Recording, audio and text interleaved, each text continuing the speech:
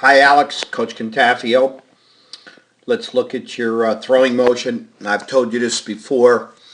I don't like the way you hold your ball there. I'd rather the point up and down. You're more relaxed in your upper body rather than the point pointing out. Okay? Your power position looks good. Your knees are bent. Weight's on the back foot. Your eyes and front shoulder are down the middle of the field. Ready? Let's take a look at that first foot.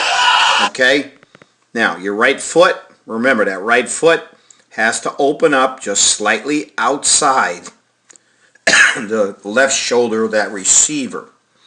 I like right now the way your hips are nice and square to your target. I like your right elbow. Okay, I like the ball release point. Everything there looks good.